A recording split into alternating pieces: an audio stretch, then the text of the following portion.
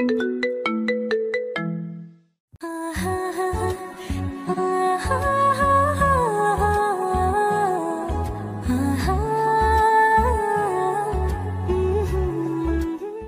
বললি?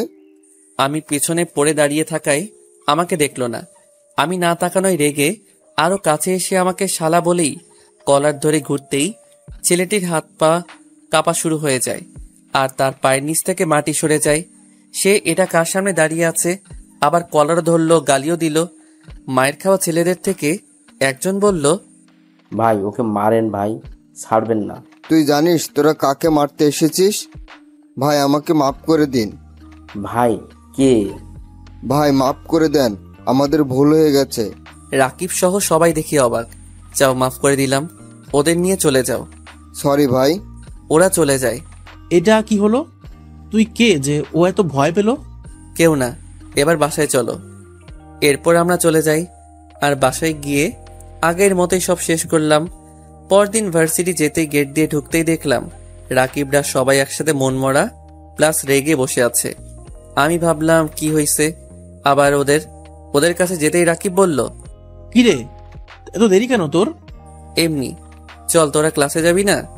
যাব, তার আগে তোকে আমাদের একটা কথা বলতে হবে। কি কথা? তোর পরিচয় বলতে হবে। আমার পরিচয় মানে?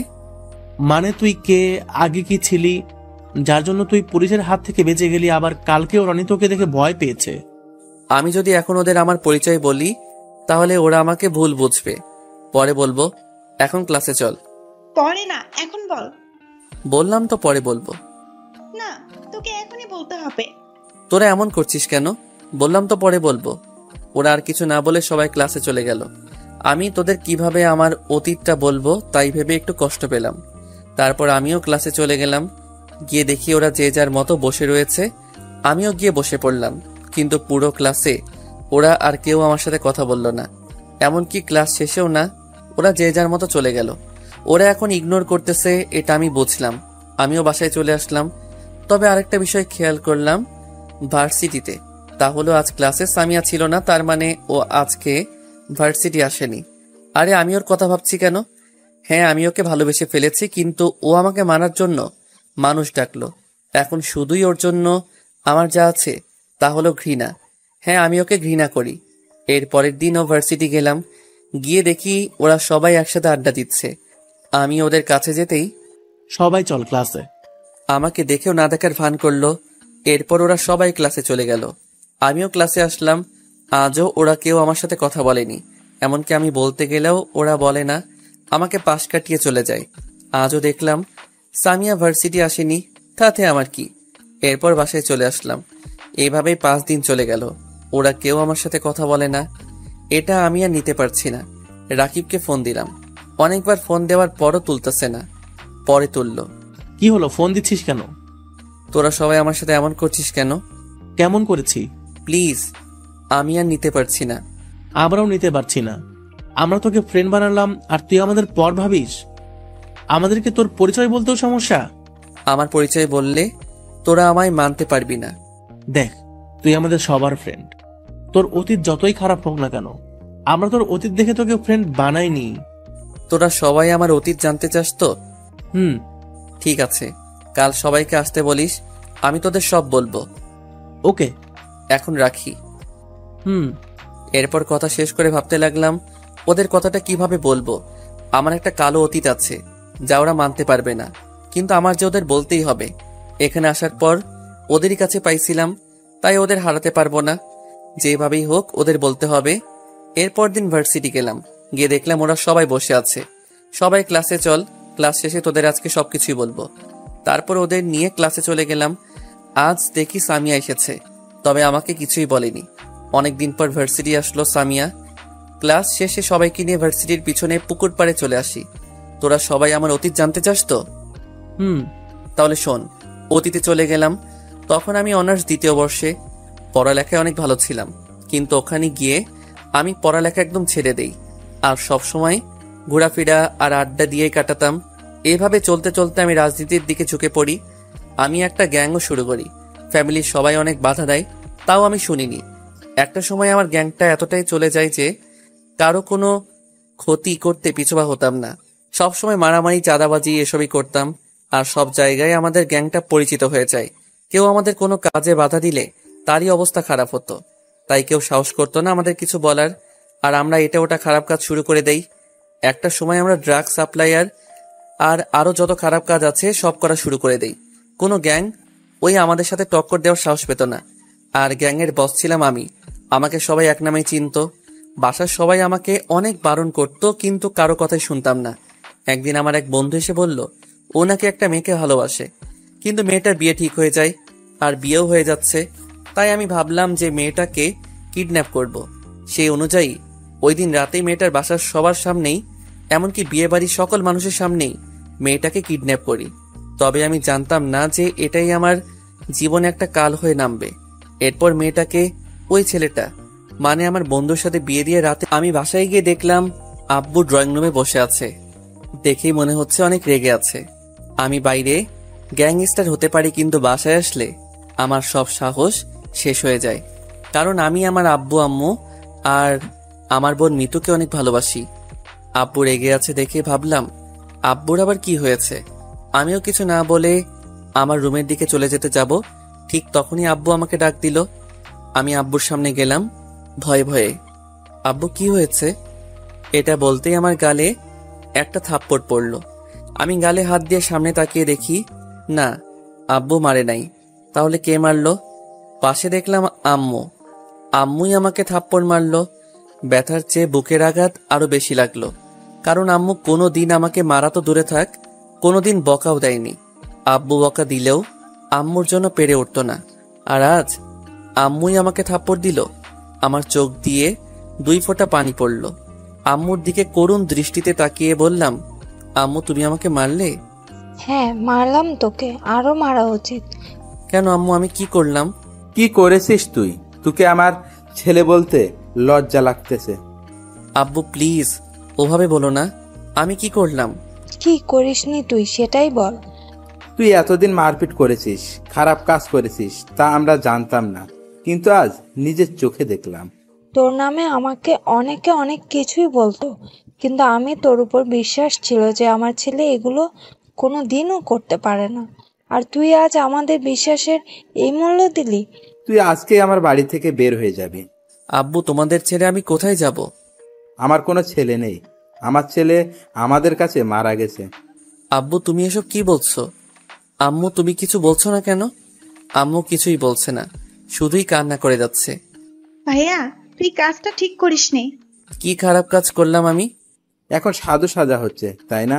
তুই কিছুই জানিস না। তুই আজকে আমার বন্ধুর মেয়েকে উঠিয়ে নিয়ে যাসনি তার বিয়ের আসর থেকে।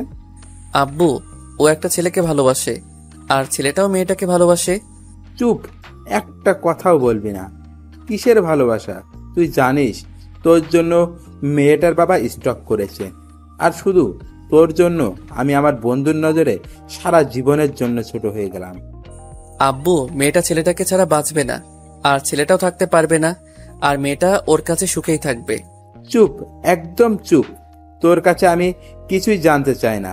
তুই এখন আমার বাড়ি থেকে বের হয়ে যাবি। আমি আম্মু আর মিতুর দিকে তাকালাম। ওরা শুধু কেঁদেই যাচ্ছে। আম্মু আমাকে মাফ করে দিও, কিন্তু এটা জেনে রাখো আমি কাজটা খারাপ করিনি। ওরা এই কাজে সুখেই থাকবে। কিন্তু তোমরা আমাকে বুঝলে না।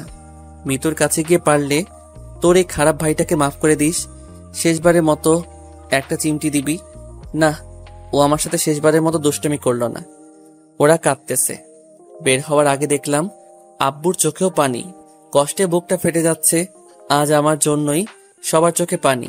আমার কাজের জন্যই আজ আমাকে সবাইকে ছেড়ে চলে যেতে হচ্ছে। যাওয়ার আগে আব্বু বলল, কখনো যদি নিজেকে বদলিয়ে ভালো হয়ে যেতে পারি এবং নিজের যোগ্যতায় প্রতিষ্ঠিত হতে পারি, তাহলেই বাসায় ফিরে যেতে পারবো।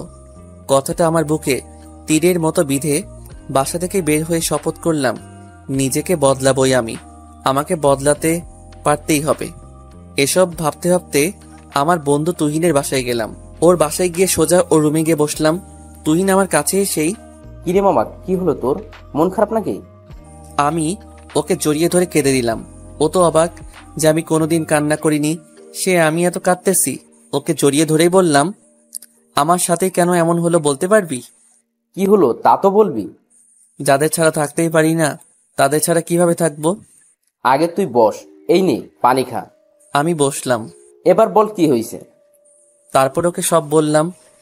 আঙ্কেল আন্টি মনে হয় রাগের মাথা এইসব বলেছে, তুই চিন্তা করিস না, কয়েকদিন এখানে থেকে যা, তারপর বাসায় ফিরে যাস, দেখবি সব ঠিক হয়ে যাবে।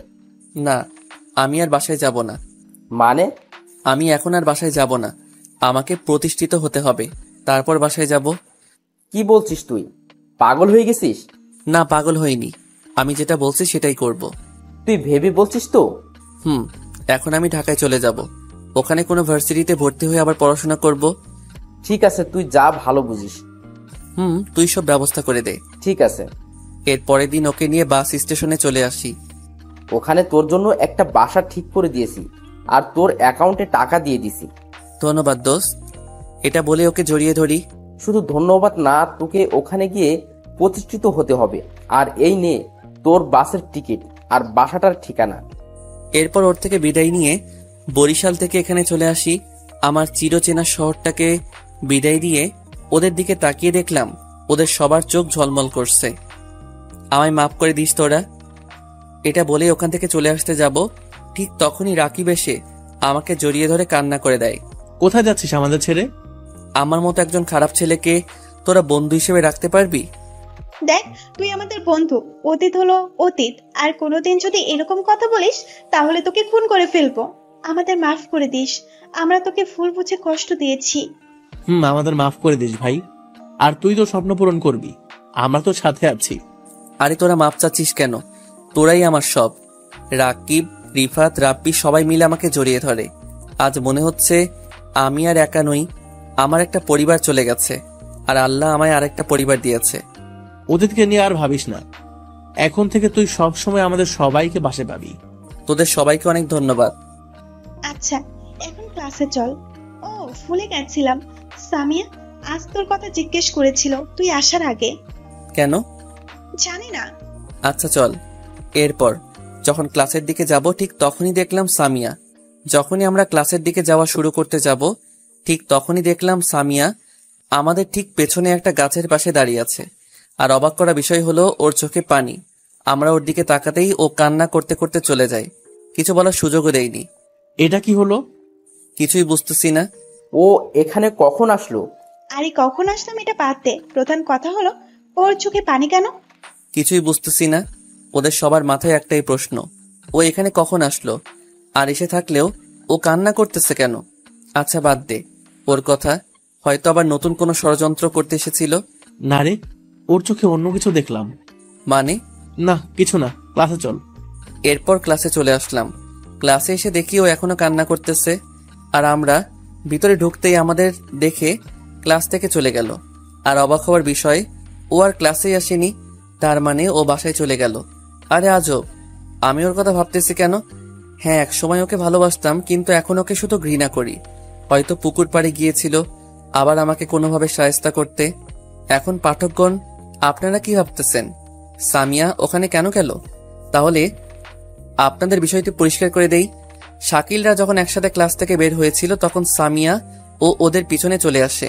ওর মাথায় ছিল কিভাবে ওকে শায়েস্তা করতে চায় সেটা দেখা, কারণ ও বুঝতে পেরেছে যে গুন্ডা দিয়ে ওকে কিছু করা যাবে না। কারণ ওই দিনও দেখেছে এত বড় একজন গ্যাংস্টার পর্যন্ত ওকে কত ভয় পায়। কিন্তু ও যখন ওদের পিছনে আসে তখন শাকিলের অতীতের বলা কতগুলো সব শুনে আর নিজেই ভাবে ও একজন মানুষের কত বড় ক্ষতি করেছিল, আর নিজের অজান্তেই চোখে পানি চলে আসে। আর ঠিক তখনই শাকিল ওকে দেখে ফেলে, তাই ও বিষয়টি লুকানোর জন্য ক্লাসে চলে আসে। কিন্তু আজ কেন জানি তার চোখের পানি কোনোভাবে বাধা মানতেছে না, তাই ও ক্লাস থেকে চলে আসে বাসায়। বাসায় এসে নিজের রুমে এসে কান্না করতেছে। সামিয়ার মা তো অনেক চিন্তা করতেছে, কারণ তিনি মেয়ের এরকম ব্যবহারের সাথে পরিচিত না। তার মেয়ে সবসময় হাসি খুশি থাকে। আজ তার কি হলো? তিনি তাড়াতাড়ি সামিয়ার বাবাকে ফোন করে বাসায় আসতে বলে সামিয়ার বাবা বাসায় আসলে, দেখ তো মেয়েটার কি হলো। কেন, কি হয়েছে ইয়াসমিন? জানি না, সে ভার্সিটি থেকে আসার পর থেকেই দরজা বন্ধ করে রেখেছে। খাওয়ার জন্য ডাকলাম, তাও আসলো না, আর আজ তাড়াতাড়ি বাসায় চলে আসলো। দেখ না আমার মেয়েটার কি হলো, ও তো এরকম করে না কখনো। তুমি চিন্তা করো না তো ইয়াসমিন, হয়তো মন খারাপ, দাও আমি দেখতেছি। এরপর তারা সামিয়ার রুমের দরজার সামনে যায়। কি হলো, আমার প্রিন্সেস খাবার খায়নি কেন? আর দরজা খুলতেছে না কেন? আমার ভালো লাগতেছে না আব্বু। ঠিক আছে প্রিন্সেস, এখন বাইরে আস, আর আমরা সবাই একসাথে খাবো। সামিয়া বাইরে আসে, কারণ সে কখনো তার বাবার কথা ফেলতে পারে না, কারণ সে তার বাবাকে অনেক ভালোবাসে। কি হলো প্রিন্সেস, তোমার চোখ ফুলে গেছে কেন? কান্না করছো নাকি? না আব্বু, এমনি চোখে কে যেন পড়ছিল। আচ্ছা যাও, ফ্রেশ হয়ে আসো। সামিয়া ফ্রেশ হতে চলে যায়। কি হলো বলো তো? মেয়েটার আমি স্পষ্ট বুঝতে পারছি ও কান্না করছে, কিন্তু কেন? আমিও ঠিক বুঝতে পারছি না। আচ্ছা চিন্তা করো না, সময় হলে ও নিজেই বলবে। এখন যাও, খাবার বাড়ো। আর এদিকে আমি চিন্তা করতেছি সামিয়ার হঠাৎ কি হলো, হঠাৎ এরকম আচরণে তো কিছুই বুঝলাম না। আচ্ছা পরে জানা যাবে। এসব ভেবেই খাবারকে ঘুমিয়ে পড়ি। পরের দিন ভার্সিটি গিয়ে দেখলাম রাকিব আর সবাই আগেই চলে এসেছে। আমি যেতেই, কি রে, তোর এত দেরি হলো কেন? এমনি ঘুম থেকে উঠতে দেরি হয়ে গেল একটু। তো রাতে কি চুরি করতে গেছিস নাকি? হ্যাঁ, তোদের বাসায় চুরি করছিলাম। এসব বলে হাসাহাসি করতেছি, তখন খেয়াল করলাম সামিয়া আমার দিকে এক দৃষ্টিতে তাকিয়ে আছে। খেয়াল করলাম সেই তাকানোতে কোনো ক্ষোভ, কোনো রাগ নাই, একদম নিস্তেজ। হঠাৎ ওর এত পরিবর্তন কিভাবে এলো, এসব ভাবতেছি। তখনই কেউ একজন আমাকে ধাক্কা দিল, তাই ভাবনার জগৎ থেকে বেরিয়ে আসলাম। সামনে তাকালাম, দেখি সুমাইয়া আমার দিকে রাগীভাবে তাকিয়ে আছে। কি হলো, ধাক্কা দিলি কেন? দেখ মহাশয় কি বলে, তোকে সেই কখন থেকে ডেকে যাচ্ছি, তোর কোনো হুঁশ নাই, তাই ধাক্কা দিলাম। ও, তো তুই ছিলি কোথায়, আর ওইদিকে কি দেখছিলি? কোন দিকে? এমন ভাব করতেছে যেন আমরা দেখিনি। মানে ওইদিকে কি দেখছিলি? আমি ওইদিকে তাকিয়ে দেখি সামিয়া মাথা নিচু করে আছে। কি দেখবো, আর এমনি তাকিয়ে একটা কথা চিন্তা করছিলাম। আমরা তো অন্য কিছু গন্ধ পাচ্ছি মামা। তোদের যা ইচ্ছে ভাব, এখন ক্লাসে চল। চল। এরপর ওদের নিয়ে ক্লাসে চলে আসলাম। ক্লাস করতেছি, এমন সময় সামিয়ার দিকে তাকিয়ে দেখলাম ও আমার দিকে এক দৃষ্টিতে তাকিয়ে আছে। যতবারই ওর দিকে তাকাই দেখি ও আমার দিকে তাকিয়ে আছে। এটা কি হচ্ছে, ও আমার দিকে তাকিয়ে আছে কেন? আগে তাকানোর মতো ক্ষোভ নিয়ে না, কেমন একটা অসহায় ভাব নিয়ে তাকিয়ে আছে। কোনো মতে ক্লাস করলাম। ক্লাস শেষে সবাইকে নিয়ে বাইরে চলে আসলাম। তারপর সবার থেকে বিদায় নিয়ে বাসায় চলে আসলাম। বাসায় এসে ফ্রেশ হয়ে খেয়ে দিয়ে শুয়ে শুয়ে আব্বু আম্মুদের কথা ভাবতেছি। আজ কতদিন তাদের দেখিনি, কতদিন আম্মুর হাতে রান্না খাইনি, কতদিন আব্বুর বকা খাইনি, কতদিন মিতুর সাথে দুষ্টুমি করতে পারি না। এসব ভাবতেই চোখ ভিজে উঠল। না জানি তারা এখন কেমন আছে, হয়তো ভালোই থাকবে। আমার মতো একজন খারাপ ছেড়ে চলে এসেছে, ওদের ছেড়ে তারা তো ভালোই থাকবে। এসব ভেবে কান্না আসতেছে। যাই হোক না কেন, নিজেকে প্রতিষ্ঠা করার আগে ওদের সামনে যাব না। এসব ভাবতে ভাবতে কখন যে ঘুমাই গেলাম বুঝতে পারিনি। সন্ধ্যায় ঘুম থেকে উঠে ফ্রেশ হয়ে বই নিয়ে বসলাম। অন্যদিকে সামিয়া বাসায় এসে শাকিলের ব্যাপারে ভাবতে থাকে। মনে মনে বলে, শাকিল কি আমাকে মাফ করবে? হয়তো করবে না। আমি ওর সাথে যা করেছি তারপর মাফ পাওয়া সহজ নয়, কিন্তু আমি ওর থেকে আদায় করেই ছাড়বো। এসব ভাবতে ভাবতে ঘুমাই পড়ি। পরের দিন আমি রেডি হয়ে ভার্সিটি চলে গেলাম। আমি যখনই ভার্সিটির ভিতরে ঢুকতে যাব ঠিক তখনই সামিয়া আমার সামনে আসলো। আমি ভাবলাম সামিয়া আবার কি করে, আল্লাহ জানে, যে ডেঞ্জারাস মেয়ে। তাই মনে মনে প্রিপারেশন নিচ্ছি ওর কথার উত্তর দিতে। কিন্তু ও আমার সব প্রিপারেশনে পানি ঢেলে দিয়ে যা বলল তাতে আমি অবাক না হয়ে পারলাম না। হাসবো নাকি কাঁদবো কিছুই বুঝলাম না। আপনারা কি ভাবছেন? সামিয়া কি বলল? সামিয়া বলল, শাকিল, তোমার সাথে আমার কিছু কথা আছে। এটা কি হলো? সামিয়া আজ এত ভালো হলো কিভাবে? আবার আমাকে তুমি করেও বলছে, ঘটনা কি? আর এত শান্তভাবে কথা বলছে কেন? নাকি আবার নতুন কোনো ফোনটি? ঠিক তখন সামিয়ার ডাকে ভাবনায় ছেদ পড়ল। কি হলো, এত কি ভাবছো? আমি আবারও অবাক হলাম, ওর দিকে তাকালাম। কি হলো, কোনো কথা বলছো না কেন? আর এভাবে কি দেখছো? আমি এবার বললাম, আপনার শরীর ঠিক আছে তো? কেন, আমার শরীর খারাপ হবে কেন? আজ কথা বলার ধরন অন্যরকম, তাই বললাম। কি হলো, কি বিড়বিড় করছো? কিছু না। তোমাকে আমার কিছু কথা বলার ছিল। আমার মতো ছোট লোকের সাথে আপনার কি কথা থাকতে পারে? প্লিজ আমাকে আর লজ্জা দিও না। আরে লজ্জা কেন দিব, সত্যিটাই তো বললাম। আমি কিভাবে বলবো বুঝতেছি না। আমার মতো ছোট লোকের সাথে আপনার কথা থাকতে পারে না। আমি চললাম। আমি জানি যে আমি তোমার সাথে যা করেছি তা ক্ষমা পাওয়ার যোগ্য না, তাও আমি অনেক অনুতপ্ত। প্লিজ আমাকে মাফ করে দাও। আরে কি করছেন? আমার মতো ছোট লোকের কাছে মাপ চাচ্ছেন কেন? শাকিল প্লিজ, তুমি আর এসব বলে আমাকে লজ্জা দিও না। আমি সত্যিই অনেক দুঃখিত আমার কাজের জন্য। বললাম তো আমি ছোট লোক, আপনার উপর কিভাবে আমি রাগ করব? প্লিজ আমাকে মাফ করে দাও। এর মাঝেই সামিয়ার ফ্রেন্ডরা চলে আসে। কি রে সামিয়া, তুই এই ছোট লোকটার কাছে মাপ চাচ্ছিস কেন? কি মনে করছেন আমাকে থাপ্পড় মেরেছে? না, এবার আমাকে না, ওর ওই ফ্রেন্ডকে থাপ্পড় মেরেছে। সবারই কাজে অবাক। সামিয়া, তুই আমাকে থাপ্পড় মারলি? হ্যাঁ মারলাম, আর কোনোদিন যদি ওকে এসব বলতে শুনি তাহলে আরো বেশি শাস্তি পাবি। তুই ওর জন্য আমাকে মারতে পারলি? মারলাম। এখন এখান থেকে যা, না হয় আরো খাবি। এরপর ওর ফ্রেন্ডরা আর কিছু না বলে ওখান থেকে চলে যায়। প্লিজ শাকিল, ওর কথায় কিছু মনে করো না। এবার বলো আমায় মাফ করেছো কিনা। আমি ভাবলাম এই মেয়েটাকে যতক্ষণ বলবো না মাফ করেছি ততক্ষণ বিরক্ত করবে, তাই বললাম আচ্ছা যান, মাফ করলাম। সত্যি?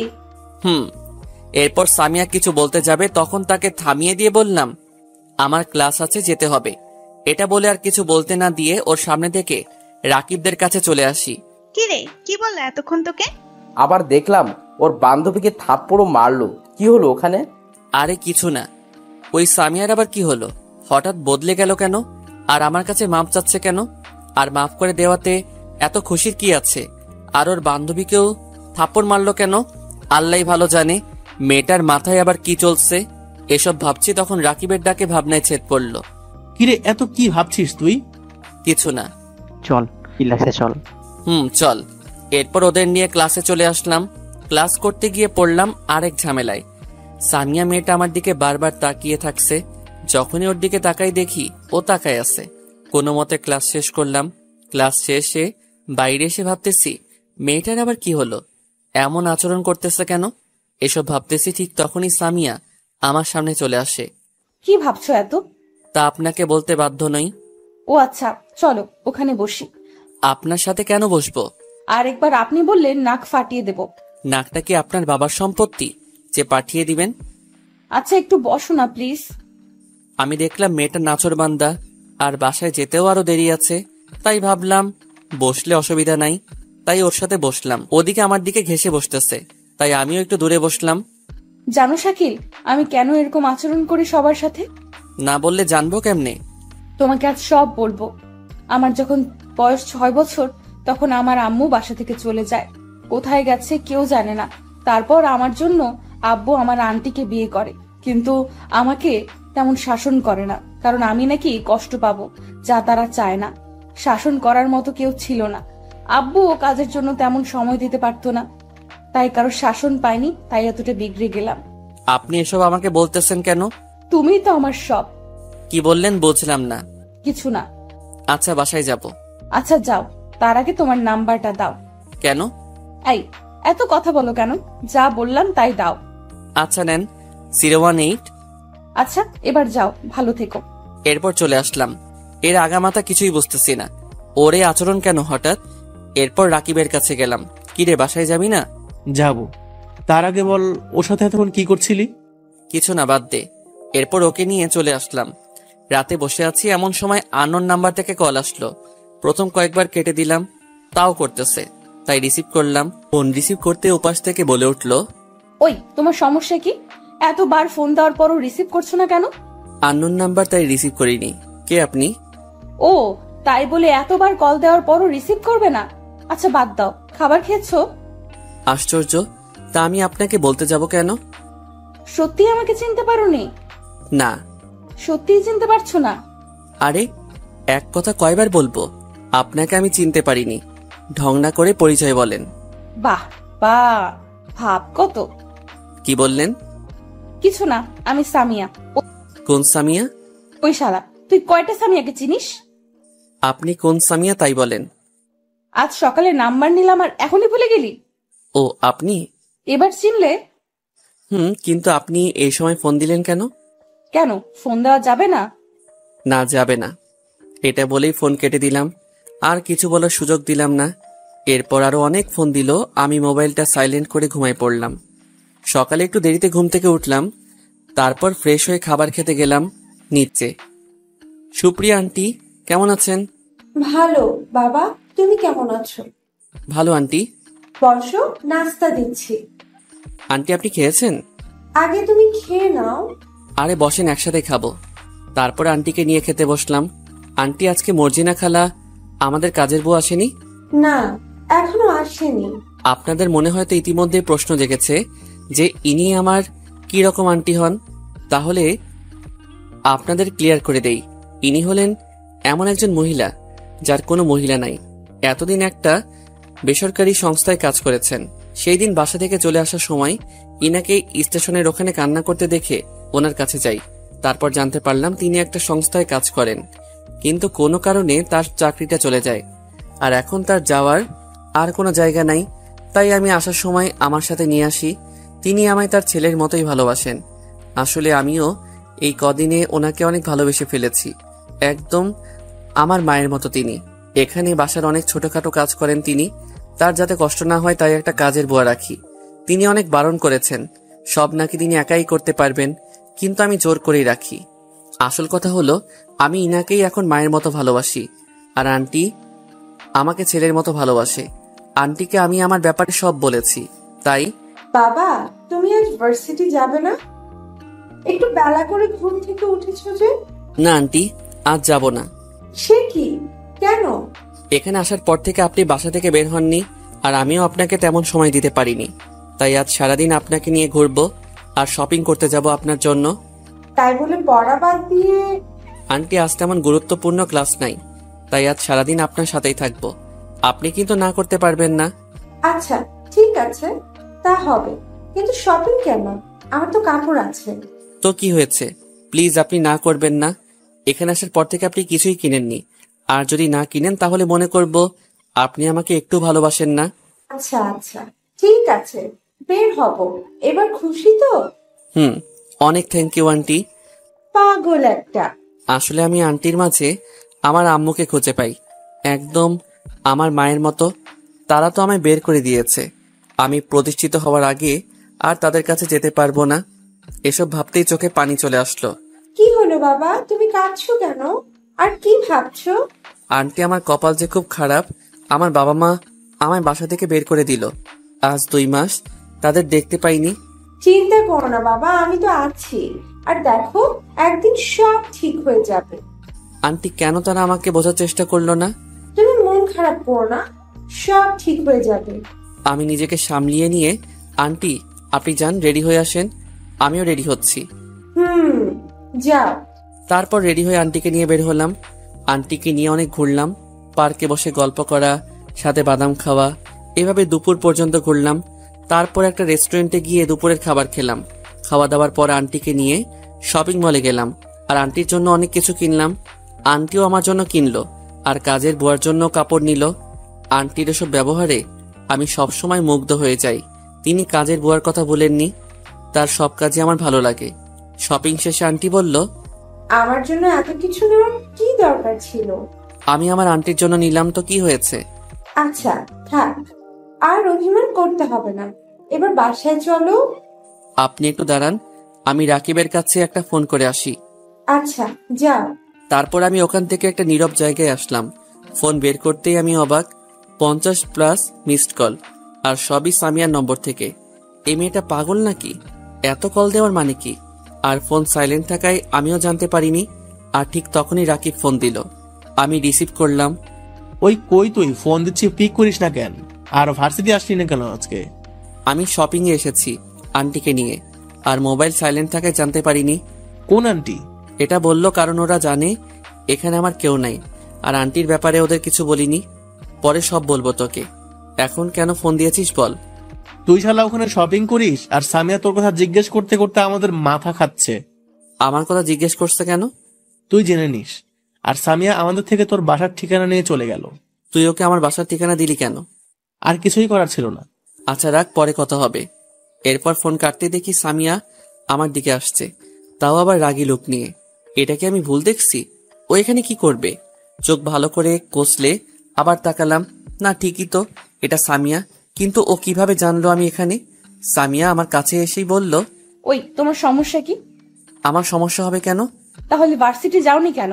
দেখতেই পাচ্ছ কেন যাইনি। আমি ভার্সিটি গিয়ে দেখলাম তুমি নাই। তোমার ফ্রেন্ডদের কাছেও জিজ্ঞেস করলাম, তারা অনেকে জানে না। তারপর তোমার ঠিকানা নিয়ে তোমার বাসায় গিয়ে দেখলাম এখানেও নাই। তারপর কাজের বুয়া থেকে জেনে এখানে চলে আসলাম, আর এখানেই দেখি মহারাজ শপিং করে, আর এদিকে আমি টেনশনে মরতেছি। কথাগুলো এক নাগাড়ে বলল সামিয়া, আর আমি তার দিকে হাবলার মতো চেয়ে আছি। কি বলবো কিছুই বুঝতেছি না। আমাকে এভাবে তাকিয়ে থাকতে দেখে বলল, ওই এভাবে হাবলার মতো কি দেখছো? কিছু না, একটা জিনিস বুঝলাম না। কি জিনিস? আপনি আমাকে এত খুঁজছেন কেন, আর আমাকে নিয়ে এত টেনশন কেন? ওটা তোমার মতো হাবলা বুঝবে না। কি বললেন? কিছু না। আমি আর সামিয়া কথা বলছি, এমন সময় আন্টি আমাদের সামনে আসলো। এসে আমাকে বলল, শাকিল বাবা, মেয়েটা কে? আন্টি, ও হলো সামিয়া, আমার ক্লাসমেট। সামিয়ার নামটা শুনেই সুফিয়া বেগমের বুকে একটা মোচড় দিয়ে ওঠে, কিন্তু তিনি তা বাইরে প্রকাশ করলেন না। আন্টি আসসালামু আলাইকুম। ওয়ালাইকুম আসসালাম। কেমন আছেন মা? ভালো আন্টি, আপনি কেমন আছেন? আমিও আলহামদুলিল্লাহ ভালো আছি। শাকিল বাবার মতো একটা ছেলে থাকতে খারাপ কিভাবে থাকি? আন্টি, আপনি এই হাদারামটাকে ভালো বলছেন? কেন মা, কি করেছে শাকিল? আন্টি, এই হাদারামটা আমাকে থাপ্পড় মেরেছিল। কি বলো মা, শাকিল তোমাকে থাপ্পড় মেরেছে? শুধু থাপ্পড় মানেনি, আমাকে আরো অনেক অপমান করেছে। এই তো দেখেন, আজ আমি এতক্ষণ ফোন দেওয়ার পরেও ফোন ধরেনি। কি শাকিল, ফোন ধরনি কেন? আমি সামিয়ার দিকে তাকালাম, দেখি ও একটু একটু হাসছে। আসলে আন্টি, ফোনটা সাইলেন্ট করা ছিল, তাই বুঝতে পারিনি। এরপর সামিয়া আমার নামে আরো প্যাচ লাগানো শুরু করে। আমি শুধু দাঁড়িয়ে দাঁড়িয়ে ওদের কথা শুনছি। কি করব বলেন, আমার যে আর কিছুই করার নাই। দোষ কার? আর এই মেয়েটা প্যাচ লাগায় কার নামে? অনেকক্ষণ এভাবে চলার পর আমি সামিয়ার দিকে তাকিয়ে বললাম, আপনার প্যাচ লাগানো শেষ হয়েছে? আরে মাত্র শুরু করলাম। এগুলো প্যাচ না, যা সত্যি তাই আন্টিকে বললাম। এইটা কি মাইয়া রে বাবা, এতক্ষণ প্যাচ লাগিয়ে এখন বলে এখনো নাকি শুরু করছে, আবার বলছে এগুলো সব সত্যি।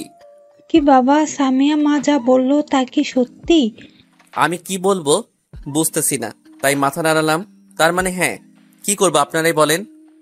আমাকে এতগুলো মিথ্যা বলে ফাঁসিয়েছে, আর এখন যদি অস্বীকার করি তাহলে আমাকে আরো ভালোভাবে ফাঁসাবে। তাই আগে স্যালেন্ডার করলাম, যাতে আর না ফাঁসায়। আচ্ছা মা, আমি ওকে বকে দেব। এটা শুনেই সামিয়া বাচ্চাদের মতো অনেক খুশি হলো, যেন ও কোনো কাজে সফল হয়েছে। তো মা, তুমি এখন কার সাথে যাবে? কেউ এসেছে নাকি একা যাবে? না আন্টি, আমি আব্বুর সাথে চলে যাব। আচ্ছা, তাহলে আমরা আসি, আর কাল তুমি আমাদের বাসায় আসবে, ঠিক আছে? ঠিক আছে আন্টি, আমি এখন তাহলে যাই। সামিয়া এটা বলে যাওয়ার সময় আমার দিকে তাকিয়ে একটা হাসি দিল। এই মেয়েটার মাথা মুন্ডু কিছুই বুঝি না। একদম বাচ্চাদের মতো মেয়েটা। এখন চলেন বাসায় যাই। চলো। এরপর আন্টিকে নিয়ে বাসায় চলে আসলাম। আর এদিকে সামিয়া মলের ভিতরে ঢোকার পর তার আব্বু বলল, কি হলো প্রিন্সেস, আমাকে এখানে নিয়ে এলে কেন? শপিং করব আব্বু। এতক্ষণ বাইরে কার সাথে কথা বলছিলে? একটা আন্টির সাথে। এরপর তারা শপিং এ ব্যস্ত হয়ে যায়। আর এদিকে আমি আর আন্টি বাসায় এসে ফ্রেশ হয়ে তাড়াতাড়ি খেয়ে নিলাম, আর ক্লান্ত থাকায় ঘুমিয়ে পড়লাম। সকালে কলিং বেলের আওয়াজে ঘুম ভাঙলো। এত সকাল সকাল আবার কে আসলো? যাক, যেই আসুক, আন্টি আছে। আমি আবার ঘুমিয়ে পড়লাম। আর এদিকে কলিং বেলের আওয়াজ পেয়ে আন্টি দরজা খুলে দেয়, দেখে সামিয়া আসছে। আসসালামু আলাইকুম আন্টি, কেমন আছেন? ওয়ালাইকুম আসসালাম। এই তো মা, ভালো আছি। তুমি কেমন আছো? আমিও ভালো আছি। আসো, ভেতরে আসো। আন্টি, শাকিল কোথায়? এখনো ঘুম থেকে ওঠেনি? আমি ডেকে নিয়ে আসি। ঠিক আছে, ওকে নিয়ে খেতে আসো। ওই যে ওটা ওর রুম। এরপর সামিয়া আমার রুমে চলে আসলো। এসে আমার দিকে এক দৃষ্টিতে তাকিয়ে আছে। শাকিল, আয় শাকিল, ওঠ। আন্টি আরেকটু ঘুমাই, একটু পর উঠবো। ওই, আমি আন্টি না, আমি সামিয়া। আন্টি মজা করো না, এত সকালে সামিয়া কেন আসবে? সকাল না, 8টা বাজে, আর আমি সামিয়াই। এবার আমি চোখ খুলে দেখলাম সত্যি সামিয়া আমার খাটের পাশে দাঁড়িয়ে আছে। এই আপনি এখানে কেন? ও হ্যালো, আমি তোমার কাছে আসিনি, আমি আন্টির কাছে আসলাম। তো আমার রুমে কেন? আন্টি বললো তোমাকে ডেকে নিয়ে যেতে। আচ্ছা, আপনি যান, আমি আসছি। না, তা তো হবে না। মানে? আন্টি বলল তোমাকে সাথে নিয়ে যেতে, তাই তুমি ফ্রেশ হয়ে রেডি হও, আমি এখানে বসলাম। এটা বলে আমার খাটে বসলো। আমি ভাবলাম এই মেয়েটা পাগল নাকি, তাই আর কিছু না বলে আমার কাপড় নিয়ে ফ্রেশ হতে চলে গেলাম। বের হয়ে দেখি ও এখনো ওই জায়গায় বসে আছে আর আমার রুমটা দেখতেছে। এবার চলেন। ওই দাঁড়াও, আরেকবার যদি আমাকে আপনি করে বলো তাহলে খবর আছে। কি করবেন আপনি? বেশি কিছু না, আন্টির কাছে শুধু প্যাচ লাগাবো। থাক, আর লাগাতে হবে না, এবার থেকে তুমি করেই বলবো। এই তো, গুড বয়। দূর চলেন, সরি চলো। এরপর ওকে নিয়ে খাওয়া শেষ করলাম। তারপর আন্টিকে বিদায় দিয়ে ভার্সিটির জন্য বেরিয়ে গেলাম, সাথে সামিয়াও আছে। সামিয়া মেয়েটা আমার কাছে আসলে আমার এত ভালো লাগে কেন? আর এদিকে সামিয়া আন্টির কাছে গেলে আমার এত ভালো লাগে কেন? আপনাদের বলতে ভুলে গেছি, সামিয়া আজ আমার সাথে আমার বাইকে করে আসছে আর পুরো পথ আমাকে বিরক্ত করে মারছে। ভার্সিটিতে ঢুকে এবার তুমি ক্লাসে যাও। তুমি যাবে না? যাবো, আগে তুমি যাও, আমার একটা কাজ আছে। ওকে। এরপর সামিয়া চলে যাওয়ার পর আমি বাইকটা পার্ক করে রাকিবদের কাছে আসলাম। কিরে, তুই আর সামিয়া একসাথে? ঘটনা কি? ঘটনা কিছু না। না না, কিছু তো আছে। ওই তোরা চুপ কর। আচ্ছা শাকিল, তুই আমাদের বলেছিস তুই সামিয়াকে ভালোবাসিস? বাসি। এখন সামিয়া মনে হয় তোকে ভালোবাসে, তাহলে ওকে এখন কেন ইগনোর করছিস? আমিও চাই ও বুঝুক ভালোবাসা কি, তাই ওকে একটু অবহেলা করছি। দেখিস আবার বোঝাতে গিয়ে বেশি দেরি করে ফেলিস না। করবো না, এখন ক্লাসে চল। এরপর ক্লাসে চলে আসলাম, আর আসার পর থেকে সামিয়া অত্যাচার শুরু করে দিচ্ছে, চোখ মারা, চিমটি, আরো অনেক ফাইজলামি। আর এভাবে দেখতে দেখতে আরো 1 বছর চলে গেল, আর এখন আমরা ফাইনাল ইয়ারে। সামিয়া এখন আর আগের মতো নাই, এখন অনেক ভালো হয়ে গেছে। আন্টি আর সামিয়ার মধ্যেও বেশ ভাব জমেছে। সামিয়ার প্রতিদিন একবার হলেও আমার বাসায় যাবে, আর ও এখন আমাকে পাগলের মতো ভালোবাসে। আমিও ওর প্রতি অনেক দুর্বল হয়ে পড়ছি, কিন্তু ওকে বুঝতে দেইনি। এমন ভাব করি যেন আমি ওকে অবহেলা করি। এভাবে চলছে আমার দিন। হঠাৎ একদিন সামিয়া আমাকে ফোন দিয়ে বলল, শাকিল তুমি কোথায়? আমি তো এখন বাসায়। কেন? একটু এই পার্কে আসো। কেন পার্কে কেন? যা বললাম তাই করো, তাড়াতাড়ি আসো, না হলে খবর আছে। এই বলে ফোন কেটে দিল। যাক বাবা, ওর আবার কি হলো, গেলেই জানতে পারবো। আমি রেডি হয়ে পার্কের উদ্দেশ্যে বেরিয়ে পড়লাম। আন্টিকে বলে গেলাম দেরি হলে যেন টেনশন না করে। এটা আমি কেন বললাম আমি নিজেও বুঝলাম না। এরপর বাইক নিয়ে পার্কে চলে আসলাম, আর ভাবছি সামিয়া এইভাবে কেন ডাকলো। এরপর বাইক পার্ক করে ভিতরে গেলাম। ভিতরে গিয়ে আমি অবাক, এ কি, আমি স্বপ্ন দেখছি না তো? না না, স্বপ্ন না, সত্যি। এর মাঝে সামিয়া আমার সামনে আসলো, এসে বলল, এই এভাবে কি দেখছো? আমাকে একটা চিমটি কাটো তো। কেন? স্বপ্নে আছি নাকি বাস্তবে আছি তা দেখার জন্য। ও। এটা বলে সামিয়া আমাকে একটা চিমটি কাটলো। আহ আহ, এত জোরে কেন দিলে? ভালো করে চেক করলাম। কিন্তু কিভাবে সম্ভব এটা? কিভাবে সম্ভব মানে? এই যে তুমি এই রূপে। হ্যাঁ, আপনারা ঠিক ধরেছেন। আমি তখন সামিয়াকে দেখে অবাক হলাম, কারণ ওকে কোনোদিন শাড়ি পরতে দেখিনি, আর নীল রংটা আমার এমনিতেই প্রিয়। তার উপর সামিয়া আজ একটা নীল শাড়ি পরেছে, হাতে নীল চুড়ি, কপালে একটা ছোট নীল টিপ, মুখে হালকা মেকআপ, ঠোঁটে হালকা গোলাপি লিপস্টিক, চোখে গাঢ় কাজল, সব মিলিয়ে যেন নীলপরি। ওর সব দেখে একদম হারিয়ে গেলাম। এমনিতেই ওর প্রতি দুর্বল, তার উপর যদি প্রিয় মানুষটি এই রূপের সামনে আসে তাহলে তার থেকে চোখ কিভাবে ফিরাবো? আবার আমার চোখ তার উপরে আটকে গেল। তার ঠোঁটের নিচের তিলটা আমায় অনেক বেশি আকর্ষণ করতেছে। এই এভাবে তাকিয়ে কি দেখছো? পরি দেখি। কই পরি? না তো, কই কিছু না। সামিয়ার দিকে তাকিয়ে দেখলাম ও লজ্জায় মুখ লাল হয়ে গেছে। আমি কথা ঘোরানোর জন্য বললাম, আমাকে এখানে কেন ডাকলে? আগে এখানে বসি, তারপর বলছি। তারপর একটা বেঞ্চে গিয়ে বসলাম। এবার বলো। শাকিল, তুমি কথাটা কিভাবে নিবে আমি জানি না। জানি তুমি আমাকে অবহেলা করে চলো, তবে কি জানো, আমি আর এভাবে থাকতে পারছি না। তোমার অবহেলাগুলো আর নিতে পারছি না। প্লিজ শাকিল, আমাকে তুমি ফিরিয়ে দিও না। আমি তোমাকে অনেক ভালোবেসে ফেলেছি। আমার যে কোনো ভাবনাতেই শুধু তুমি থাকো। আমার অন্তরের অন্তঃস্থলেও শুধু তোমারই বসবাস। কথাগুলো সামিয়া এক নাগারে বলে গেল। আমি ওর দিকে তাকিয়ে দেখলাম ও আমার দিকে করুণ ভাবে তাকিয়ে আছে। এদিকে আমার খুশি দেখে কে? আমি তো এই দিনটার অপেক্ষায় ছিলাম, কখন সে নিজে থেকে ভালোবাসি বলবে। কিন্তু আমি কোনো রিয়াক্ট না দেখিয়ে না বোঝার ভান করে বললাম, তুমি কি বললে আমি কিছুই বুঝলাম না। সামিয়া দেখে আমার কথা একটু রাগ করলো। আমি মনে করলাম সামিয়া এখন উল্টাপাল্টা বলবে, কিন্তু ও আমার ধারণা ভুল করে আমাকে অবাক করে আমার সামনে বসে পড়ে, আর হাতে এক তোড়া গোলাপ নিয়ে বলল, I love you Shakil, I love you so much. Please accept my proposal. I really love you. I can't live without you. Samia সব বলল। আমি শুধু ওর দিকে তাকিয়ে আছি। এতদিন জানতাম ছেলেরা মেয়েদের প্রপোজ করে, এখন দেখছি আমার ব্যাপারে উল্টা। আমি সামিয়াকে মজা করার ছলে বললাম, সরি সামিয়া, আমার দ্বারা প্রেম করা সম্ভব না। এটা বলে আমি চলে আসতে লাগলাম। কিছু দূর যাওয়ার পর পিছনে তাকিয়ে দেখলাম সামিয়া একইভাবে বসে রয়েছে আর কান্না করতেছে। আমি তাই পিছন থেকে গিয়ে হাতটা সামনে দিয়ে বললাম, এই যে ম্যাম, এই খ্যাটটার বউ হবে? সামিয়া পিছনে তাকিয়ে দেখে আমি ওর সামনে বসে আছি। তোমার হাতে আপেল কেন? সবাই তো ফুল দিয়ে করে, আমি একটু আলাদাভাবে করলাম। সামিয়ার চোখে যেন রাজ্য জয়ের আনন্দ। কিছু না বলে আমাকে বসা অবস্থায় জড়িয়ে ধরলো। আমি একটু অপ্রস্তুত হয়ে, এই কি করছো? তা তো দেখছোই কি করছি। আরে ছাড়ো, সবাই তো ফ্রিতে মুভি দেখছে।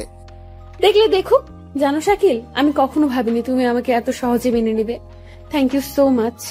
আমি তো তোমাকে প্রথম থেকেই ভালোবেসেছিলাম। তাহলে আমাকে এতদিন কষ্ট দিলে কেন? আচ্ছা, এখন থেকে আর দিব না। এরপর সামিয়ার সাথে আরো কথা বললাম। আজ সামিয়াকে অনেক খুশি লাগছে। তারপর ওর থেকে অনেক কষ্টে বিদায় নিয়ে চলে আসলাম। বাইক নিয়ে মেইন রাস্তায় উঠছি আর সামিয়ার কথা ভাবছি। এমন সময় বিপরীত দিক থেকে একটা গাড়ি আমাকে ধাক্কা দিয়ে চলে গেল। আমার আর কিছুই মনে নাই, শুধু দেখলাম সামিয়া আমার দিকে দৌড়ে আসছে। এরপরই আমি জ্ঞান হারিয়ে ফেলি, আর কিছুই আমার মনে নাই। যখন আমার হুঁশ আসলো দেখলাম সামিয়া আর আন্টি আমার পাশে বসে কাঁদছে। দুজনেরই চোখ ফুলে গেছে, তার মানে অনেক কান্না করেছে। আর আমার বন্ধুরাও অন্য পাশে বসে আছে। আমি যখন নড়ে উঠলাম তখন রাকিব বলল, সবাই দেখ, ওর হুঁশ এসেছে। আন্টি, আমি কোথায়? বাবা, তুমি হাসপাতালে? এরপর ডাক্তার ওদের বের করে আমাকে চেক করে চলে যায়। আর তারপর আন্টি ভিতরে আসে। বাবা, এটা কিভাবে হলো? জানি না আন্টি। আগেই সবাইকে হারিয়েছি, এখন আবার তোমার কিছু হলে আমি কিভাবে থাকতাম? আল্লাহর রহমতে তুমি ঠিক আছো। আন্টি, আর টেনশন করেন না তো। আর একটা জিনিস বুঝলাম না। কি? আপনি সবাইকে হারিয়েছেন মানে? আচ্ছা ঠিক আছে, আগে তুমি সুস্থ হয়ে নাও, তারপর সবকিছু বলবো। আমি এখন যাই, তুমি রেস্ট নাও। এখন আমি যাই। আচ্ছা, সামিয়াকে একটু পাঠিয়ে দিয়েন। তারপর আন্টি চলে যায়। সামিয়া ভিতরে আসে, এসে আমাকে জড়িয়ে ধরে সে কি কান্না। আরে সামিয়া, এত কান্না করছো কেন? এখন তো আমি ঠিক আছি। যদি তোমার কিছু হয়ে যেত তাহলে আমার কি হতো? কিছু তো হয় নাই। আচ্ছা, আমি ওখান থেকে কিভাবে এখানে আসলাম? তখন তুমি চলে আসার পর দেখলাম তোমার পার্স রেখে আসছো, তাই ওটা দিতে আমি তোমার পেছনে আসলাম। কিন্তু এসে দেখি তুমি রাস্তায় পড়ে আছো। তারপর সেখান থেকে নিয়ে হসপিটালে আসি। আরে বাবা, এখন তো আমাদের ভুলে গেছিস। আরে না, তোদের কিভাবে ভুলবো? সামিয়া ওদের আসতে দেখে সামিয়া তাড়াতাড়ি নিজেকে সামলে নেয়। এখানে তো খুব ভালো কিছু চলছিল, আমরা মনে হয় ডিস্টার্ব করলাম। ওই চুপ করবি তোরা। এরপর ওদের সাথে আরো কিছু কথা বলে ওরা চলে যায়। সামিয়া আর আন্টি থাকে। ওখানে থেকে 2 দিন পর আমাকে রিলিজ দেয়। তারপর বাসায় চলে আসি। সামিয়াও আমাদের সাথেই আসে। এইভাবে আরো কিছুদিন পর আমি সুস্থ হই। আর সব হয় আন্টি আর সামিয়ার জন্য। ওরা আমাকে এত কেয়ার করেছে যে আমি তাড়াতাড়ি সুস্থ হয়ে যাই। রাকিবরাও মাঝে মাঝে আসতো। আগে বলেছিলাম আন্টি আর সামিয়ার মধ্যে অনেক ভাব হয়েছে, তাই আর কোনো সমস্যা হয়নি। এরপর একদিন সামিয়া চলে যায়। ওই দিন বিকালে আমি আন্টির কাছে যাই। আন্টি, আসতে পারি? আরে বাবা আসো, তোমার অনুমতি নিতে হবে কেন? আন্টি, এখন আমি সুস্থ। এখন আপনি আপনার পরিবার সম্পর্কে বলেন। ঠিক আছে বলছি, শোনো তাহলে। এরপর আন্টির পরিচয় যা বলল তা শুনে আমি তো পুরাই অবাক। জানো শাকিল, আমারও একটা খুব সুন্দর সুখী পরিবার ছিল। সেখানে আমার বাবা মা না থাকলেও আমার বাবার মতো ভাই ছিল আর মায়ের মতো একটা ভাবি ছিল। আমাকে খুব ভালোবাসতো তারা। আর আমার একটা জান, আমার ভাইয়ের ছেলে ছিল। সব মিলিয়ে খুব সুখী পরিবার ছিল। ভাইয়া আমার কোনো চাওয়াই অপূর্ণ রাখতো না, তাই আমার বলাতে আমাকে ভার্সিটিতে ভর্তি করায়।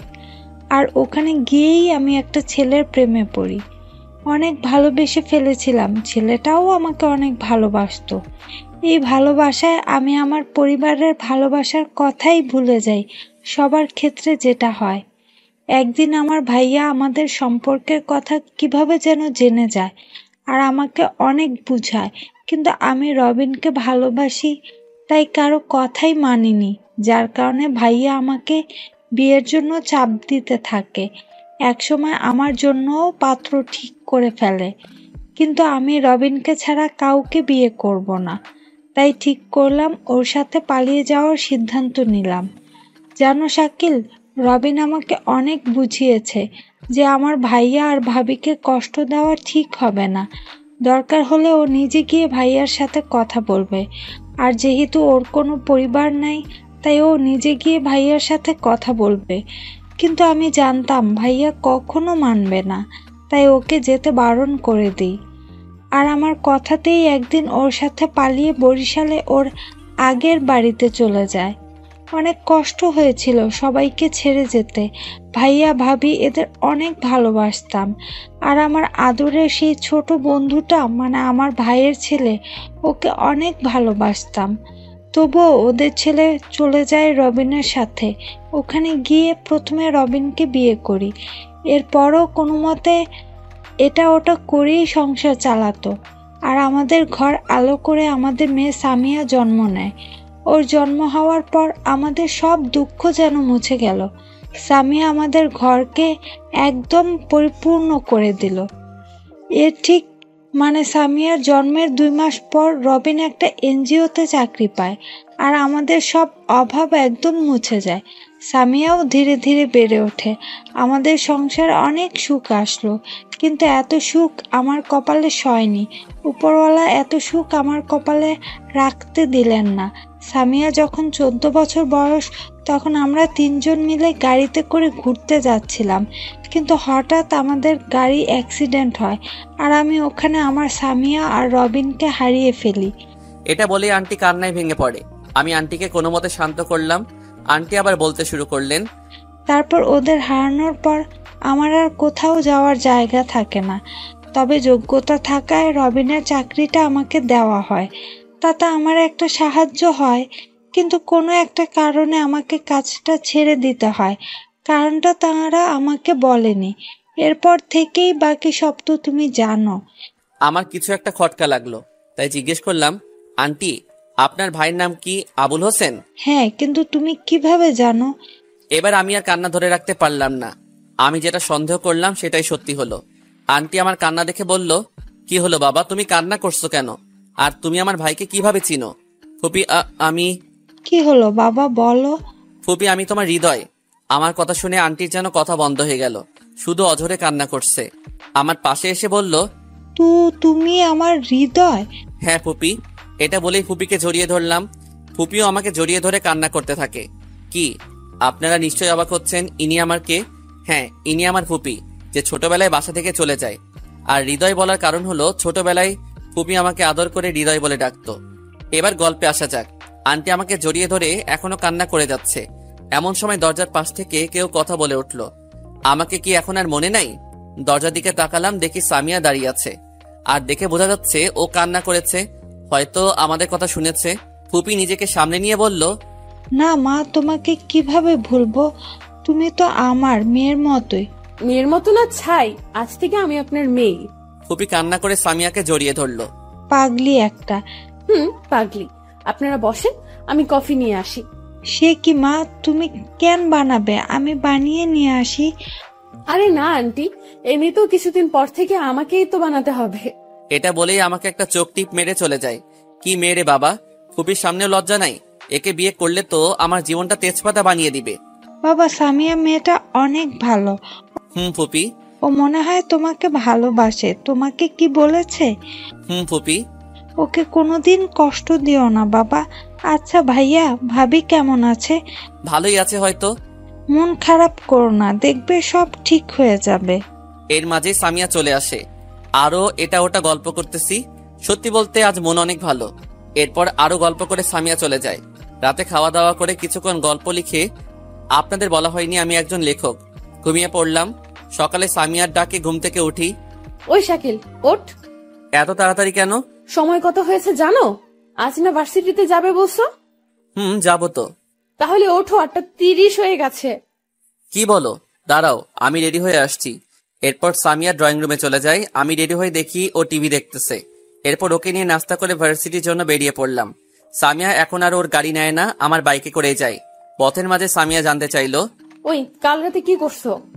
কেন, কিছুই তো করিনি। তাহলে সকালে উঠতে এত দেরি করলে কেন?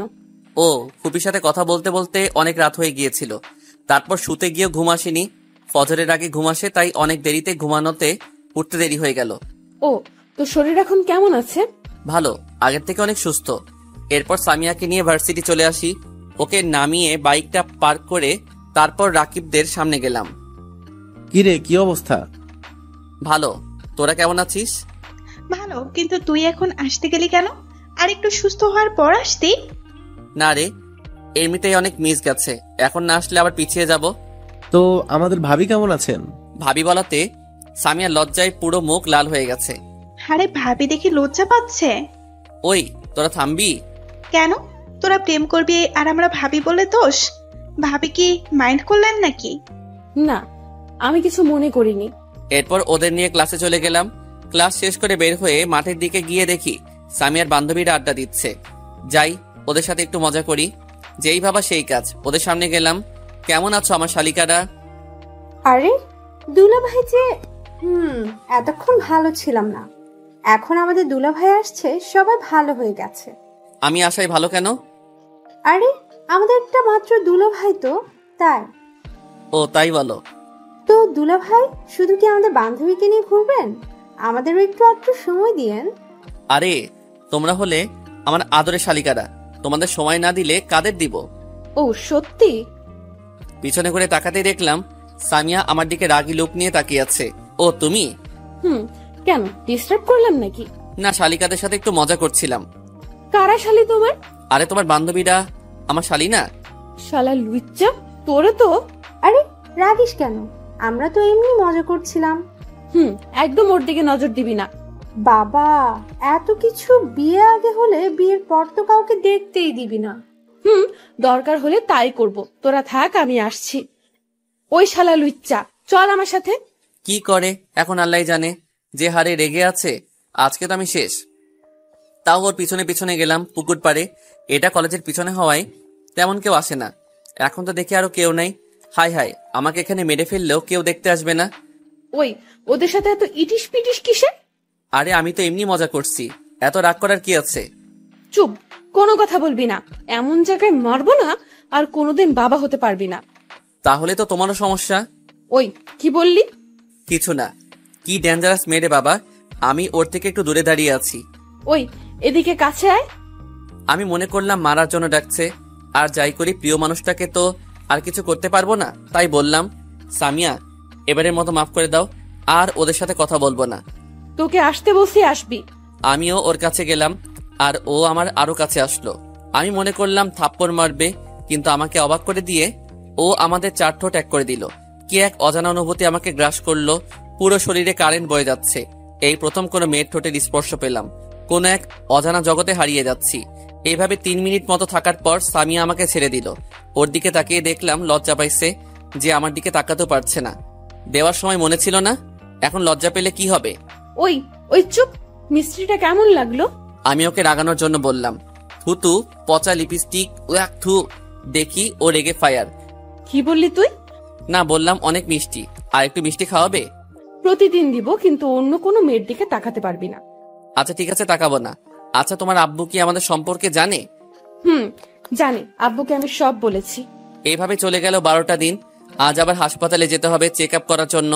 এরপর সকালে রেডি হয়ে হাসপাতালে চলে গেলাম। হাসপাতালে গিয়ে ডাক্তারের কেবিনের দিকে যাচ্ছি, এমন সময় দেখলাম একটা মহিলাকে বেডে শুইয়ে কোথাও নিয়ে যাচ্ছে। হাত একটা বাইরে পড়ে আছে, মুখ ঢাকা নাই। তাই একজন নার্সকে জিজ্ঞেস করলাম যে এই যে ওনাকে কোথায় নিয়ে যাচ্ছেন, একটু দাঁড়ান। এটা বলেই ওনার মুখের উপর কাপড় টেনে দেওয়ার জন্য যখনই মুখের উপর হাত নিলাম, একটু গরম শ্বাস অনুভব করলাম। আমি মনে করলাম মনের ভুল, তাই নিশ্চিত হওয়ার জন্য আবার ওনার মুখে হাত নিলাম। কিন্তু আমি অবাক, এ কি, ওনার তো শ্বাস সামান্য সামান্য চলছে। তাড়াতাড়ি করে ওনার হাত ধরে পালস চেক করলাম। করেই আমি আরো অবাক, ওনার তো পালস চলছে, তবে খুব ধীরে ধীরে। নার্সকে রেগে বললাম, আপনারা এটা কি করছেন? কেন স্যার, কি হয়েছে? উনি এখনো জীবিত আছেন। কিন্তু ডাক্তার তো বললো উনি মৃত। বেশি কথা না বলে ওনার পালস চেক করেন। নার্স পালস চেক করে তো হতভম্ব হয়ে যায়। তাড়াতাড়ি করে ওনাকে আইসিইউতে নিয়ে যায়। তারপর ডাক্তার আসে আর ভিতরে গিয়ে ওনার চিকিৎসা শুরু করে। আমি আইসিইউ এর বাইরে বসে আছি। এর মাঝে সামিয়ার ফোন আসে, ওকে সব খুলে বলি। ও সব শুনে তাড়াতাড়ি চলে আসে। প্রায় 2 ঘন্টা পর ডাক্তার বের হলে আমরা ওনার কাছে যাই। ডাক্তার, ওনার এখন কি অবস্থা? এখন মোটামুটি ভালো, কিন্তু আপনি যদি সঠিক সময় মতো না আসতেন তাহলে কি হতো বলা যেত না, কারণ আর 10 মিনিট দেরি হলে বাঁচানোই সম্ভব হতো না। ডাক্তার, ওনার কি হয়েছে? আসলে গত 10 দিন আগে একটা লোক ওনাকে এখানে নিয়ে এসে ভর্তি করে দিয়ে যায়। উনি নাকি রাস্তায় পড়েছিল, তাই এখানে নিয়ে আসে। ওনার স্ট্রোক হয়েছিল, তাই এখানে ট্রিটমেন্ট শুরু করি আমরা। কিন্তু ওনার কোনো উন্নতি হয় না, বরং দিনকে দিন অবনতিই হচ্ছিল। আর আজ সকাল থেকে উনি কোনো রেসপন্স দিচ্ছেন না। ওনার শরীর কাজ করা বন্ধ করে দিয়েছিল, তাই আমরা ভাবলাম মারা গেছে। এখন বুঝতে পারছে যে ওনার হার্ট কাজ করা বন্ধ করে দিয়েছিল। আর আল্লাহর অশেষ রহমত, আপনি সঠিক সময় মতো এসেছেন আর আমাদের জানিয়েছেন বলেই আজ ওনাকে বাঁচানো সম্ভব হলো। ওনার ফ্যামিলির কেউ বা আত্মীয় স্বজন আসেনি এখানে? না, কেউ আসেনি, তাই তো ওনাকে মর্গে পাঠিয়ে দিচ্ছিলাম। যে ভর্তি করে গেছে সেও আর আসেনি? না। আচ্ছা, আমরা কি ওনার সাথে দেখা করতে পারি? হ্যাঁ পারেন, তবে বেশি কথা বলবেন না। ওকে। এরপর আমি আর সামিয়া ভিতরে গেলাম। তখন ওনাকে ভালো করে দেখা হয়নি। এখন দেখলাম ফর্সা রঙের একজন মহিলা। বয়স আর কত হবে, 40-45-এর ভিতরে। তবে বয়স অনুযায়ী ইনাকে আরো বেশি বৃদ্ধ লাগতেছে। হয়তো বেশি টেনশন করেছিল। আমাদের আসতে দেখেই তিনি আমাদের দিকে সোজা হয়ে শুইলেন। তোমরা কারা? তোমাদের তো ঠিক চিনলাম না। আন্টি, আমি কিছু বলতে যাব এর আগেই নার্স সব বলা শুরু করে দিল আর সবকিছু খুলে বলল। সব শোনার পর উনি কান্না শুরু করে দিলেন। কেন বাঁচালে আমায়? আমি তো মরে গেলেই বেঁচে যেতাম। আমি অবাক হয়ে বললাম, এমন করে বলছেন কেন? আমার যে মরা ছাড়া কোনো উপায় নেই। নিজের সকল আপনজনকে হারলাম। এখন আমি কি নিয়ে বাঁচবো? কোথায় থাকবো? আন্টি, আপনি টেনশন করবেন না। আপনি সুস্থ হয়ে নেন, তারপর আমার সাথে আমার বাসায় থাকবেন। আমার কথা শুনে তিনি অবাক হয়ে গেলেন। তুমি আমায় থাকতে দিবে কেন? আজ থেকে আমি আপনার ছেলে, তাই আমার কথা শুনে তিনি আবার কান্না শুরু করে দিলেন। আমি তাকে সান্ত্বনা দিলাম, কারণ আপনজন থেকে দূরে থাকার কষ্ট কি আমি জানি। তাকে বললাম, এখন আপনি রেস্ট নেন, আমি বাসায় গিয়ে আবার আসব। নার্স তাকে একটা ঘুমের ইঞ্জেকশন দিলেন, যার কারণে তিনি ঘুমিয়ে পড়লেন। এরপর সামিয়াকে নিয়ে বাইরে বের হলাম।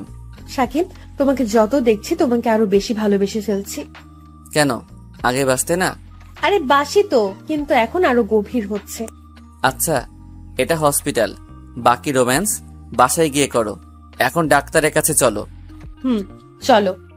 এরপর ডাক্তারের কাছে গিয়ে আন্টির ব্যাপারে সব বলে। আমিও চেক আপ করে সামিয়াকে তার বাসায় নামিয়ে দিয়ে আমিও বাসায় চলে আসলাম। বাসায় আসতেই ফুপি বলল, কি রে বাবা, ডাক্তার কি বললো? ফুপি, সব ঠিক আছে, টেনশন করার কিছু নাই আর। তো তোর আসতে এত দেরি হলো কেন? এরপর ফুপিকে সব বললাম। ভালো করেছিস বাবা, এখন আয়, ফ্রেশ হয়ে খেয়ে নে।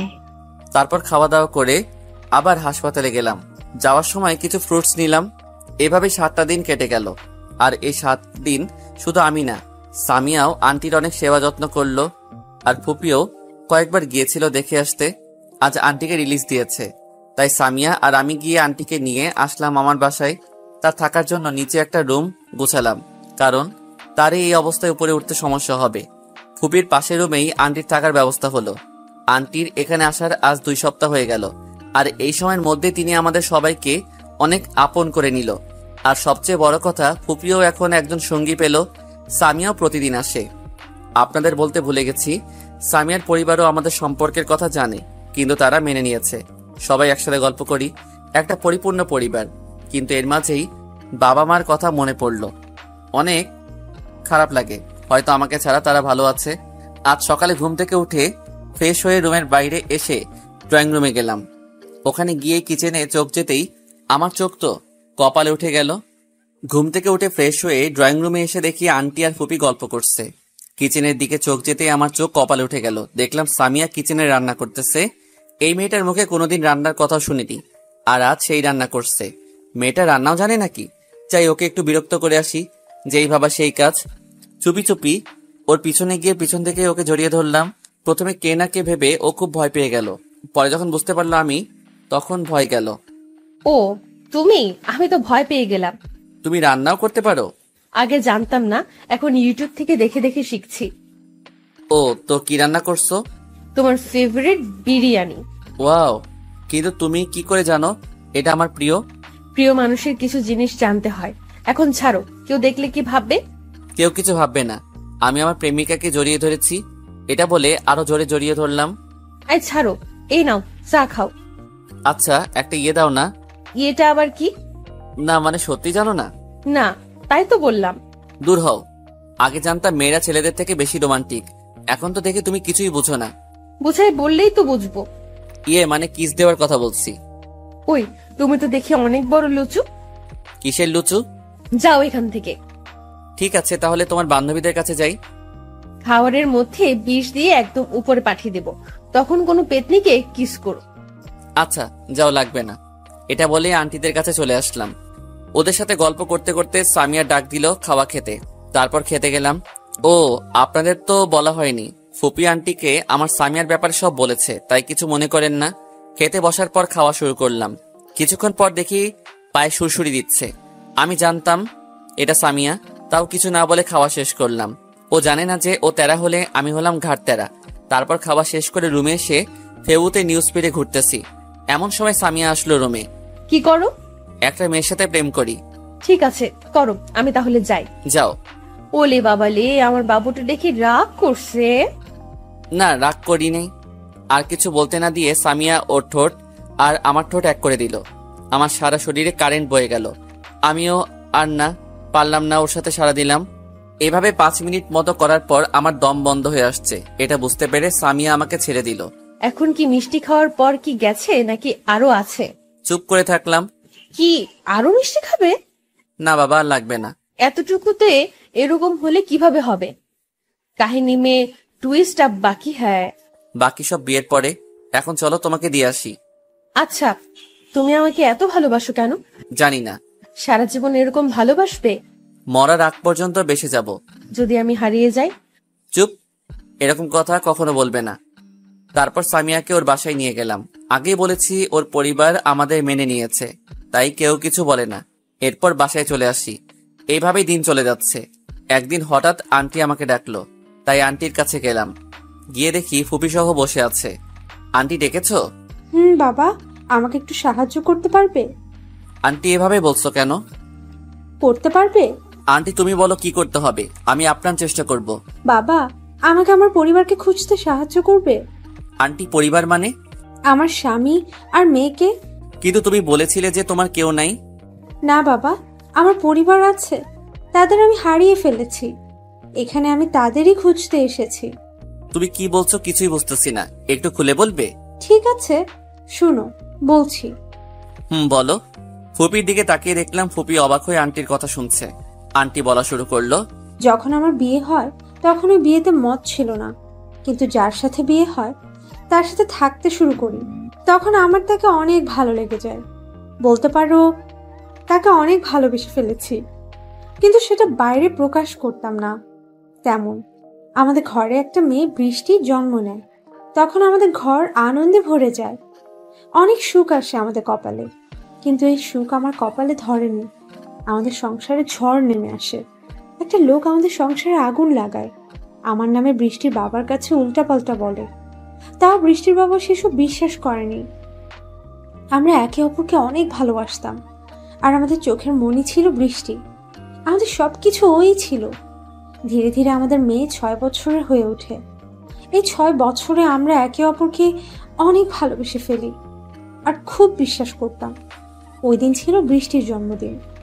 রাতে পার্টি, তাই দিনে সবকিছু ঠিক করে ফেলি। আর সন্ধ্যায় বৃষ্টির জন্য জন্মদিনের উপহার কিনতে যায়, ওকে বাসায় রেখে। ওর বাবা অনেক বলেছিল যে বাইরে না যায়, কিন্তু কপালে যা ছিল আমি তাও বের হই। আর বৃষ্টির জন্য গিফট নেই। গিফট নিয়ে আসছি, ঠিক তখন হঠাৎ আমি একটা গাড়ির সাথে ধাক্কা খাই আর অনেক বাজেভাবে আহত হই। তখন গাড়ির মহিলাটি আমাকে দেখে হাসপাতালে নিয়ে যায়। প্রায় 2 মাস পর আমার জ্ঞান আসে। যখনই জ্ঞান আসে তখন দেখলাম একটা মহিলা আমার পাশে বসে আছে। আমি তখন সিঙ্গাপুরে ছিলাম। এখানে নাকি আমার চিকিৎসা হয়নি। তারপর ওখান থেকে এসে আমি আমাদের আগের বাসায় যাই আমার পরিবারকে খুঁজতে, কিন্তু ওখান থেকে চলে গেছে। আর কোথায় গেছে কেউ জানে না। আশেপাশে অনেক খুঁজেছি, কিন্তু কোথাও পাইনি। তারপর থেকে ওদের খুঁজেই যাচ্ছি। আর যাদের গাড়ির সাথে অ্যাক্সিডেন্ট হয় তারা অনেক বড়লোক। এতদিন তাদের সাথেই ছিলাম। যেখানেই যেতাম বৃষ্টির আর ওর বাবাকে খুঁজতাম, কিন্তু কোথাও পাইনি। শেষে সেদিন ওদের বাসা থেকে বের হয়ে যায় খুঁজতে, কারণ আমি আর থাকতে পারছিলাম না ওদের ছাড়া। তাই এখানে এসে ওদের খুঁজতে থাকি, কিন্তু সেদিন অসুস্থ হয়ে যায়। তারপর তো তুমি জানোই সব। এসব বলতে বলতে আন্টি কান্না করে দেয়। আমি কিছু বলবো বুঝতেছি না। এত বড় ঢাকা শহরে কোথায় খুঁজবো আন্টির পরিবারকে? তাও আবার তিনি তার পরিবার সম্পর্কে কিছু জানে না। আন্টি, আঙ্কেল কি করতো তখন? আর তার নাম কি? শহীদুল্লাহ তোমার আঙ্কেল ছিল, এসআই। ও মাই গড, এটা কিভাবে সম্ভব? কি হলো বাবা? না কিছু না। আন্টি কাল রেডি থাকবেন, আমি আপনাকে একটা জায়গায় নিয়ে যাব। কোথায়? সেটা কাল গেলেই বোঝা যাবে। এরপর নিজের রুমে চলে আসলাম আর ভাবতে লাগলাম এখন আন্টিকে নিয়ে গেলে ওরা কি মেনে নিবে? না মানলে নাই, না মানলো আমার কাছে থাকবে, কিন্তু নিয়ে তো যেতে হবে। এরপর খাওয়া দাওয়া করে ঘুমাই পড়লাম। সকালে আন্টিকে নিয়ে ওদের বাসায় গেলাম, মানে আন্টির পরিবারের কাছে। দরজায় কলিং বেল চাপতেই কাজের লোক এসে দরজা খুলে দেয়। তারপর আন্টিকে নিয়ে ভিতরে গেলাম। এটা কাদের বাড়ি বাবা? এখনই বুঝতে পারবেন। আরে শাকিল, তুমি? আরে সামিয়া, এটা তোমাদের বাড়ি? আন্টি কেমন আছেন? ভালো মা। শাকিল, তুমি আমাকে এখানে নিয়ে এলে কেন? একটু পর বুঝবে। সামিয়া, আঙ্কেল আর আন্টিকে ডেকে আনতো। কেন, কি হয়েছে? আগে ডেকে আন। সামিয়া ওদের ডাকতে যায়। আমি ভাবতেছি এখন ওদের কি রিয়াকশন হবে। কিছুক্ষণ পর সামিয়ার মা বের হয়ে আসলো। কি হলো বাবা, ডেকেছো? ডাক শুনে যখনই আন্টি পিছনে ফিরল, তখনই আন্টির চোখ দিয়ে পানি পড়া শুরু হয়ে গেল। আপু তুই? আন্টি কিছু না বলেই সামিয়ার মাকে জড়িয়ে ধরলো। কি আপনারা কিছু বুঝছেন? আমি বলি, চলুন ফ্ল্যাশব্যাকে যাওয়া যাক। যখন আমি আন্টিকে জিজ্ঞেস করলাম আন্টি আঙ্কেল তখন কি করতো, এটা শুনে আমার একটু খটকা লাগে, তাই জিজ্ঞেস করলাম আন্টি আঙ্কেলের নাম কি? শহীদুল। এটা শুনে আমি নিশ্চিত হয়ে যাই আন্টি আর কেউ নয়, সামিয়ার আম্মু। কারণ ও বলেছে ওর 6 বছর বয়সে ওর মা কোথায় যেন চলে যায়। তাই আন্টিকে নিয়ে আসলাম, কিন্তু টেনশন হলো ওরা কি এখন আন্টিকে মেনে নিবে।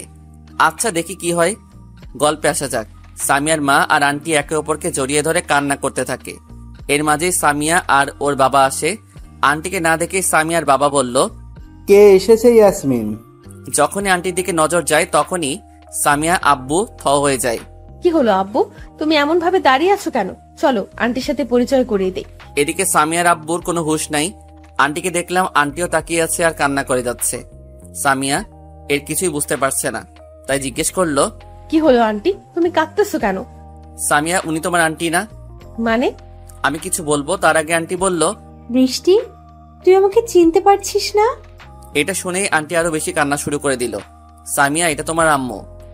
আম্মু মানে? আমি। আন্টি কিছু বলতে যাবে তখনই আঙ্কেল আন্টিকে থামিয়ে দেয়। তুমি কেন এসেছো এখানে রাবেয়া? কি বলছো? আসবো না কেন? তোমাদের কত খুঁজেছি জানো তোমরা? নাটক বন্ধ করো। যখন ছেড়ে গেছিলে তখন মনে ছিল না? ছেড়ে গেছে মানে? মানে কিছুই বুঝছো না? আঙ্কেল আপনি ভুল বুঝছেন। আমি ভুল বুঝছি মানে?